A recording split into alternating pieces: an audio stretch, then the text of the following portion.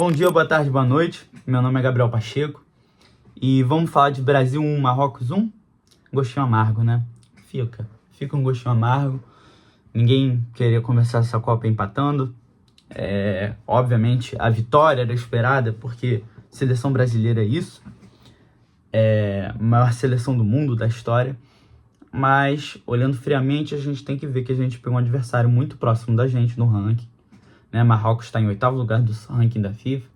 O Brasil está em 6º. E que também não era um adversário fácil, né? A gente está falando de campeão africano, por mais que seja pelo tribunal, como foi toda essa decisão da Copa da África. Foi campeão, chegou na final. Foi um jogo árduo, assim, que eu digo principalmente no primeiro tempo. Até os 12 minutos do primeiro tempo a bola foi de Marrocos. Marrocos sempre criando, pressionando. É um time que faz uma rotação muito boa, é um time muito bem articulado, que em um momento está no lado esquerdo do campo com a bola, e aí já troca para o lado direito. E senti que o Brasil ficou bem perdido no início. A gente teve aqueles problemas de espaço, o Brasil criando muitas janelas que obviamente seriam muito bem aproveitadas, vou falar disso já. Mas primeiro tempo, no começo, a gente viu alguns jogadores perdidos. Alguns não necessariamente estavam fazendo mau jogo, como foi o Paquetá. Para mim, ele teve um momentinho ali mais pro meio do começo que ele fica um pouco perdido. O Brasil penou muito com saída de bola também. E ele erra uma ou duas saídas de bola ali no primeiro tempo, não lembro o exato.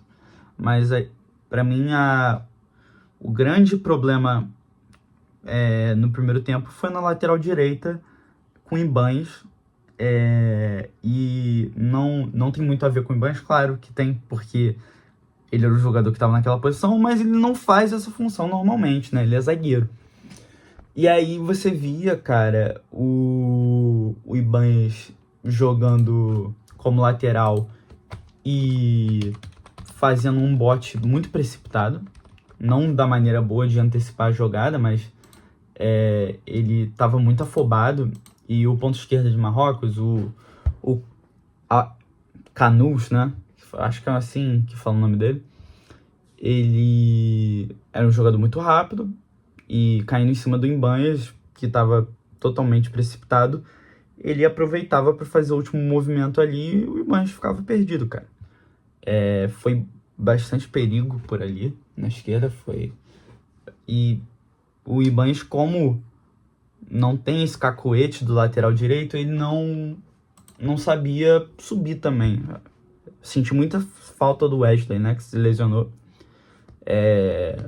antes da Copa, se lesionou no último amistoso pré-Copa, porque é esse jogador que ajuda na defesa e tem esse suporte no ataque. É um jogador bem agudo, chega na linha de fundo, e para mim essa foi uma das maiores dificuldades do Brasil, né, na lateral direita. Outra coisa que eu tava pra reclamar também, o posicionamento do árbitro no primeiro tempo tava horrível, cara.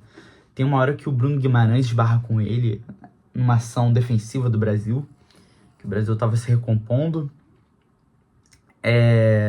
Teve outro momento também que eu não lembro com quem esbarra, não sei se era com o Paquetá, enfim.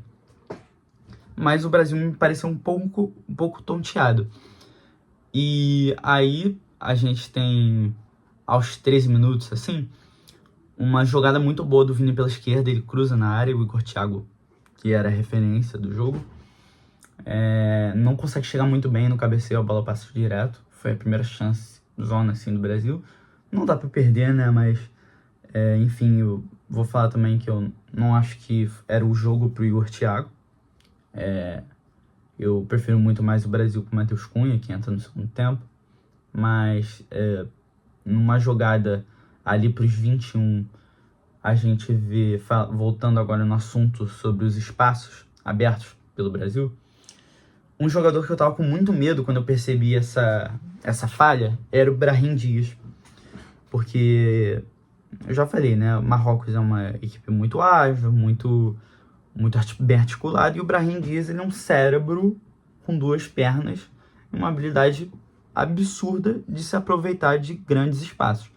Um jogador cerebral, você tem que marcar bem, cara. Você não pode deixar o cara pensar. E aí, sobrou espaço. Brahim Dias viu e deu um baita de um passe que passa pelos nossos zagueiros, né? O Magalhães e o Marquinhos. E o Saibari fica de frente pro Alisson, que saindo acaba sendo encoberto pelo Saibari. Golaço. Um golaço mesmo, tá? Foi uma finalização certeira. Mas, pra mim, não querendo tirar não querendo tirar mérito do Saibari. Mas o passe do Brahim Dias achando ali naquela janela foi sensacional. Jogadoraço, acho que a gente vai ouvir mais dele nessa Copa, principalmente Marrocos sendo no nosso grupo. Ele é um bom jogador, hein? Eu gosto muito do Brahim Dias.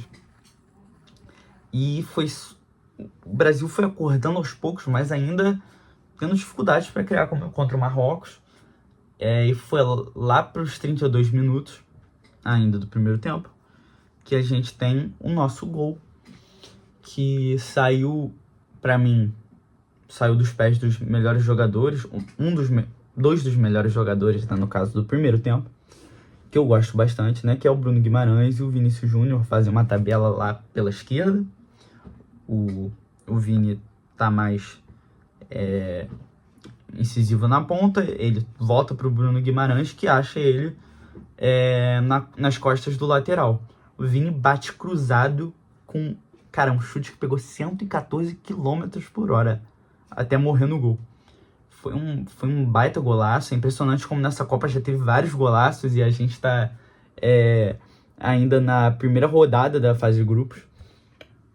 Mas, falando de Vinícius Júnior, cara, jogou muito pra mim, principalmente no primeiro tempo, participando muito ofensivamente, era sempre acionado, auxiliando na defesa. Ele tira uma bola ali na lateral esquerda, ainda nesse primeiro tempo, e criando muito, entrando pelo meio de campo, buscando opções. Eu acho que o Vinícius Júnior me pareceu muito que ele realmente, nesse jogo, tomou a questão do protagonismo para ele. Eu acho que, não lembro, na Copa do Mundo de 2022 ele também foi muito bem, assim, teve protagonismo também, claro, não mais que o Neymar, que era o camisa 10 do time, mas ele vestiu essa camisa e hoje eu achei uma partida muito boa, cara. Se ele continuar nessa pegada pro resto da Copa do Mundo, ser um jogadoraço, com certeza vai ser um dos melhores do torneio. Mas, cara, segundo tempo, eu vou ser sincero, só pra matar de vez, assim, foi um dos jogos mais chatos que eu já vi, pô. Conseguiu ser pior do que Suíça e Catar, mano. Que o Suíça e Catar, pra quem viu, tá ligado a tortura que foi. Nossa, a Suíça perdia muito gol e tudo mais. Esse jogo, no segundo tempo, cara, ficou um jogo, pô, chato de se ver. A bola parecia que não tinha tomadas de decisão muito clara. Pouca ofensividade, eu achei. Eu esperava, vendo como é que foi esse primeiro tempo, achei que o Brasil ia vir com sangue nos olhos. O Marrocos também, achei que ia continuar com a pressão intensa e tudo mais. Mas, cara, me surpreendeu como esse segundo tempo foi chato. Eu tenho pouquíssimas coisas a declarar sobre o segundo tempo, pra vocês terem noção de quanto eu achei entediante mesmo. Mas, falando sobre alguns jogadores, a saída do Ibanhas, eu não sei se eu tiraria ele no intervalo, apesar dos pesares, porque acho que no fim do primeiro tempo ele teve uma subida, querendo ou não. Mas o Danilo entrou bem, jogou bem esse segundo tempo. Eu não acho que comprometeu, não acho que passou nenhuma vergonha ali, jogou bem. O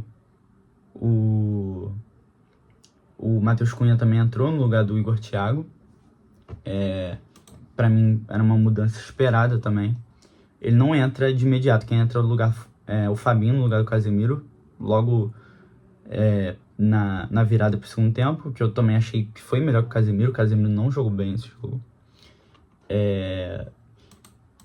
Tipo assim, não sei, cara, o Casemiro tá lento. Eu também tô achando ele meio displicente. A displicência do Casemiro tá me irritando. Toma um amarelinho ali. Mas eu tô achando ele um jogador muito, pô, em declínio mesmo, sabe? Eu acho que também já deu o que tinha que dar. Mas, enfim, eu achei o Fabinho também outro jogador mais lento. Mas eu achei que a entrada dele foi até positiva. Não comprometeu também. Tirou boas bolas. Até tomou uma porrada, né? Ficou sangrando pela boca. Douglas Santos, cara, eu tava pra falar dele também. Nosso lateral esquerdo jogou bem, cara. Eu não esperava que fosse uma atuação muito segura, até porque... e não tem tanto a ver com ele assim, até porque do lado direito a gente tem o Hakimi, que é um baita de um jogador.